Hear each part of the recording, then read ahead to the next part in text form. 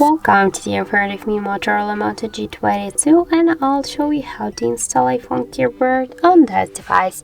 So first you should go into the settings into the Play Store application, and after that here in the search bar enter green Apple keyboard. And now we should get this application, so tap to install and wait a couple of seconds while this application downloading, then installing on your device. And after that just click here to open the app, tap to enable in settings, and near the green Apple keyboard click only once on the switcher.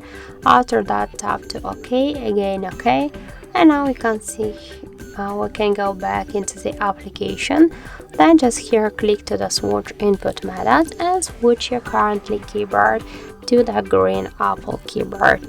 Now you can see that the process is finished, and now we can go, for example, here into the app search, and we can see here the look of our new device keyboard. And as can you see, this keyboard is so close to the iPhone one as all of the emojis.